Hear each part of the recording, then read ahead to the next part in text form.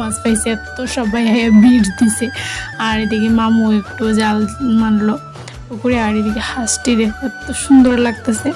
এখানে আমরার আর কাকুতারার হাঁস আছে। আর এদিকে মেজদি তো বাড়িতে ফুল গাছ লাগাইছে, দেন পুকুরের পাড়েও এত সুন্দর সুন্দর জবা ফুল গাছ লাগাইছিল।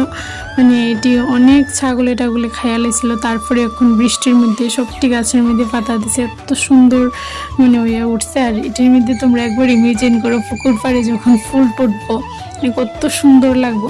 তারপরে কাকু তারা মাছ টাছ লইয়া গেছিল গিয়া। আর এদিকে দাদাভাইয়ের ট্যালেন্ট দেখাইতেছে। আবার দেখো আমি এটাও পারি, বাট একটা মাছ আইলো না। তো লাস্টে একটা মাছ পাইছে, যাই হোক পাইছে তো একটা।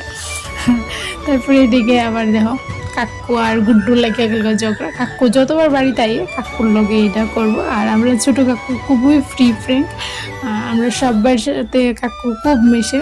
আমরা সবাই মানে খুব গল্প করি এই কাকু ছোটো কাকুর সাথে। আর দেখো আমরা পুকুরে যে গাছটা পড়ছিল বড় গাছটা, আম গাছটা, এটা কাকু তারা জল থেকে কাইটটা উপরে ফালাইতেছে। কারণ জলের মধ্যে যদি গাছটা থাকে মাছটি নষ্ট মানে মাছটি মারাও যেতে পারে। এদিকে মাছ যে মারা হয়েছিল ওইটি সবটি রান্না হইতেছে এদিকে।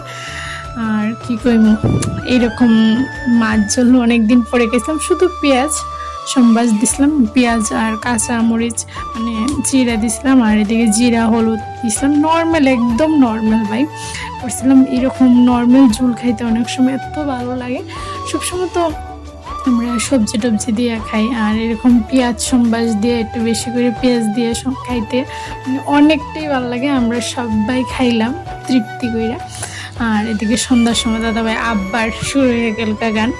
দেন আজকে বর্দি বানাইছিল চিকেন ভর্তা। আর চিকেনের যে সলিড পিসটি আসলো এটার ভালো করে কুচি কুচি করে কাইটা এটার মধ্যে দিয়ে লাইছিল পেঁয়াজ কুচি কুচি করে আর আদা গ্রেট করে দিছিল। আর পরিমাণ মতো করে লবণ দিয়ে এটা ভালো করে মাখায় সিদ্ধ হয়ে দিছিল। আর এটার যে জলটি এটা পুরোটা শুকাইয়া লাইতে লাগবো। তারপর কড়াইয়ের মধ্যে দিয়ে লাইলো শুকনো মরিচ আর কাঁচা মরিচ। আর এটারে ভালো করে ভাজি করে নিতে লাগবো। আর এটা চিকেনটার মধ্যে অনেকটাই তেল আসলো যেহেতু, আর কড়াইটা একদম লাল হয়ে গেছে গিয়া। চিকেন ভর্তার লেগে আরও পেঁয়াজ কুচি করে রাখা দিছিল। আর পেঁয়াজ কুচি আর আদা কুচি করেও রাখছিল। আর এটার মধ্যে আবার সবটি দিয়া শিরা পেঁয়াজ কুচি দিয়া শিরা কাঁচা পেঁয়াজ কুচি আর আদা কুচি দিয়া আর শুকনো মরিচটি দিয়ে এটার মধ্যে ভালো করে মাখায় নিতে লাগবো। আর এরকম যদি তোমরা বাড়িতে বানিয়ে না খাইয়ে থাকো তো অবশ্যই ট্রাই করো, খুবই টেস্টি হয়। এটা যে চিকেনের যে ঝোল এটার থেকেও বেশি এরকম চিকেন ভর্তা খাইতে অনেকটাই টেস্টি হয়, তোমরা ট্রাই করো। আর আজকের ব্লগটা এখানে শেষ করলাম। তোমরা সবাই ভালো দেখো, দেখা হবে আর একটা নতুন ভিডিওর সাথে।